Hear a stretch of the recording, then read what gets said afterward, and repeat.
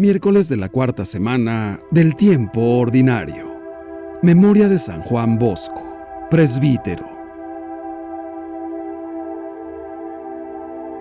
Evangelio y lecturas del día miércoles 31 de enero del 2024.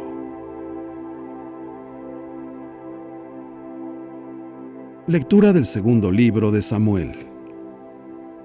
En aquellos días, el rey David dio a Joab y a los jefes del ejército que estaban con él esta orden: recorran todas las tribus de Israel, desde la ciudad de Dan hasta la de Beerseba, para hacer el censo de la población, a fin de que pueda yo saber cuánta gente tengo. Joab entregó al rey los resultados del censo. En Israel había 800,000 hombres aptos para la guerra, y en Judá 500,000. Pero a David le remordió la conciencia por haber mandado hacer el censo y dijo al Señor: he pecado gravemente, pero tú, Señor, perdona la culpa de tu siervo, porque he cometido una gran locura. Aquella misma noche el Señor le habló al profeta Gad, consejero de David, y le dijo: ve a ver a David y dile que yo, el Señor, le mando decir esto: te propongo 3 castigos, escoge uno y yo lo realizaré.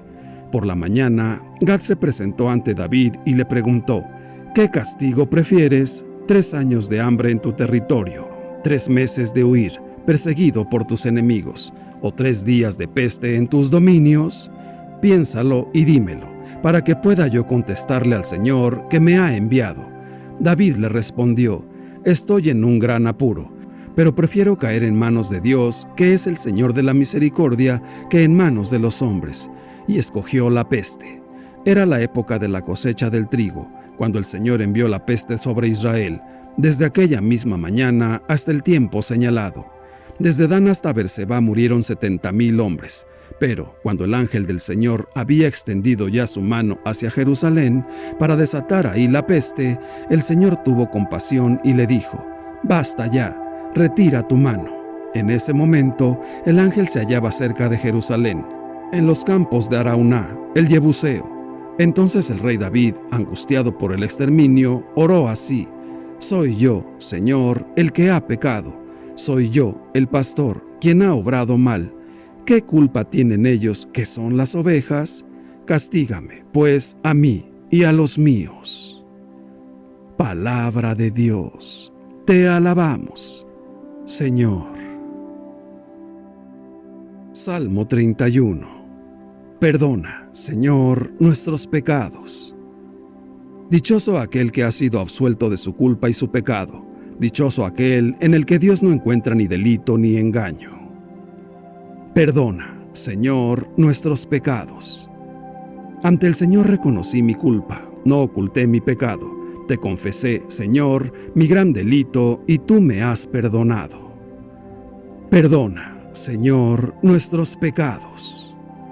Por eso, en el momento de la angustia, que todo fiel te invoque, y no lo alcanzarán las grandes aguas, aunque éstas se desborden. Perdona, Señor, nuestros pecados. Lectura del Santo Evangelio según San Marcos, capítulo 6, versículos del 1 al 6. En aquel tiempo, Jesús fue a su tierra en compañía de sus discípulos. Cuando llegó el sábado, se puso a enseñar en la sinagoga, y la multitud que lo escuchaba se preguntaba con asombro: ¿dónde aprendió este hombre tantas cosas? ¿De dónde le viene esa sabiduría y ese poder para hacer milagros? ¿Qué no es este el carpintero, el hijo de María, el hermano de Santiago, José, Judas y Simón? ¿No viven aquí entre nosotros sus hermanas? Y estaban desconcertados. Pero Jesús les dijo: todos honran a un profeta, menos los de su tierra, sus parientes y los de su casa. Y no pudo hacer allí ningún milagro. Solo curó a algunos enfermos imponiéndoles las manos. Y estaba extrañado de la incredulidad de aquella gente. Luego se fue a enseñar en los pueblos vecinos. Palabra del Señor. Gloria a ti, Señor Jesús. Reflexión. Cada 31 de enero, la Iglesia Católica celebra al santo patrono de la juventud, San Juan Bosco, el santo cuya vida fue la realización de estas sus propias palabras: uno solo es mi deseo, que sean felices en el tiempo y en la eternidad. Giovanni Melchiorre Bosco, conocido por todos como Don Bosco, fue el fundador de diversas comunidades religiosas, agrupaciones e iniciativas que componen lo que se denomina como la familia salesiana. Por su dedicación a la formación de niños y jóvenes, fue declarado padre y maestro de la juventud por el Papa San Juan Pablo II el 24 de mayo de 1989. En Turín, Italia, siendo sacerdote, dedicó toda su vida a los jóvenes del pueblo, aunque sus aspiraciones se extendieron más allá de esa región italiana. Fundó la Congregación de los Salesianos y la de María Auxiliadora, que se pondrían al servicio de la juventud del mundo entero. El Evangelio de hoy nos presenta el episodio que viene referido a una de las visitas que Jesús hizo a su pueblo natal tras haberse independizado de su familia y haber ya iniciado su vida misionera. Su ya notable fama de sabio y de hacer milagros suscita gran expectación en Nazaret. Ciertamente muchos deseaban ser testigos en primicias de una enseñanza inédita de aquel joven sabio o de algún milagro portentoso. Nadie quería privarse de tal espectáculo. Todos le esperan con curiosidad. Sin embargo, los milagros que hacía Jesús no dependían únicamente del poder de Dios, sino muchas veces de la docilidad de la gente para aceptar lo que Dios decidiera. Quizás este relato pueda hacernos familiar también a nosotros, cuando nos preguntemos, ¿por qué Dios no nos ayuda? Como si quisiéramos tener a Dios actuando a nuestro antojo, en lugar de abrir nuestro corazón para que su palabra entre en toda nuestra vida por medio de nuestra fe. ¿Por qué un profeta no puede ser admitido en su propia tierra? Cristo nos da la respuesta: por falta de fe de la gente, en este caso de sus parientes. Nos cuesta creer en una persona que ha convivido mucho tiempo con nosotros y ahora viene a darnos lecciones de vida. Decía la gente, ¿pero no es este el hijo del carpintero? ¿Cómo es que salen tantos milagros de sus manos? Necesitamos pedir insistentemente la gracia de la fe, porque la fe es un inmenso don de Dios y vale más que la vida misma, pues solo con ella puede el hombre caminar en su existencia hacia el destino eterno, aunque a veces no vea, aunque le rodeen espesas tinieblas, aunque le azote la duda, aunque le domine el miedo, aunque le invada el desaliento, ya que el justo vive de la fe. La fe fue la fuerza en su peregrinar para este mundo de todos aquellos hombres de Dios, y lo seguirá siendo para todos aquellos que deseen y quieran ir tras las huellas de Cristo.